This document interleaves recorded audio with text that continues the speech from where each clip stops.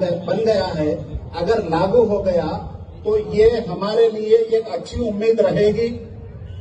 बिल्कुल नहीं, हरगिज नहीं।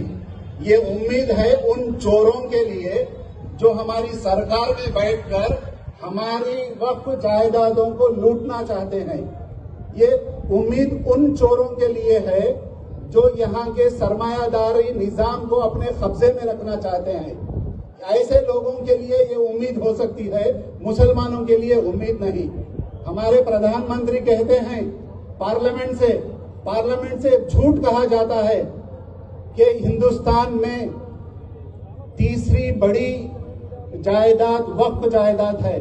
पहली डिफेंस की है, फिर रेलवे की है, उसके बाद वक्फ की है। ये सबसे बड़ा झूठ ऐवानों में कहा जा रहा है।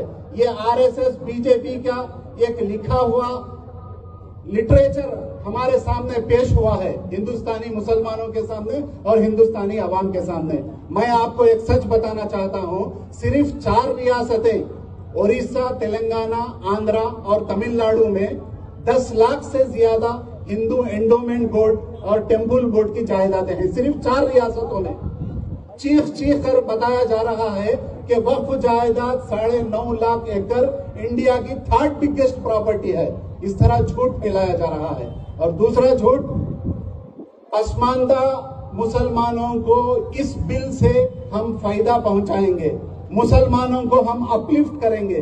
अरे मुसलमानों को उतना ही अपलिफ्ट करना है तो नेशनल लेवल पर जो नेशनल ओवरसीज स्कॉलरशिप है उसे खत्म कर दिया गया नरेंद्र मोदी हुकूमत ने, और प्री मैट्रिक स्कॉलरशिप को खत्म कर दिया गया, पोस्ट मैट्रिक स्कॉलरशिप को खत्म कर दिया गया, merit come means scholarship for professional and technical courses इसे खत्म कर दिया गया, मौलाना आजाद नेशनल फेलोशिप इसे खत्म कर दिया गया, और interest subsidy on education loan for Madrasa for minorities, ये सारे चीजों को खत्म कर प्रधानमंत्री कहते हैं कि हम पसमानदा मुसलमानों को एम्पावर करेंगे। कौन है पसमानदा?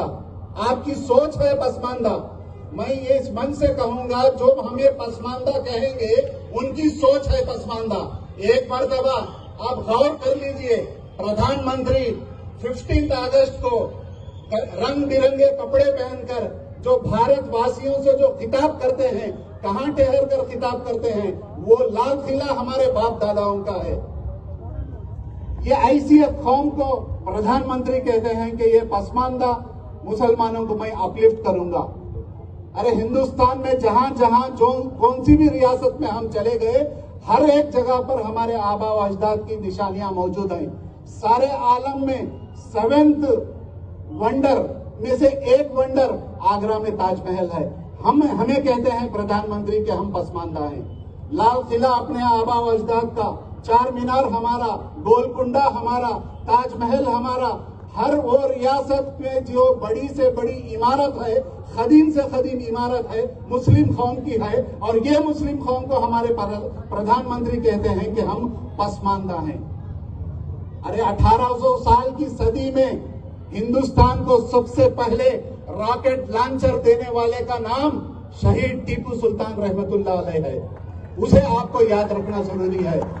20वीं सदी में हिंदुस्तान को सबसे पहले मिसाइल देने वाला missile man APJ Abdul Kalam है। उसे आपको याद रखना है। हम पसमानदा नहीं होते, आपकी सोच पसमानदा है। 800 साल हुकूमत करने वाला मुसलमान आज सड़कों पर निकलकर अपनी जायदादों को बचाने के लिए जद्दोजहद कर रहा है। कभी मसाजिद का मसला उठाया जाता है, कभी हिजाब का मसला उठाया जाता है, कभी ट्रिपल तलाक का मसला उठाया जाता है, कभी एनआरसी का मसला उठाया जाता है, अब जाकर वक्फ का मसला है। पिछली गवर्नमेंट में हमने देखा, पिछले 5 साल जो एनआरसी को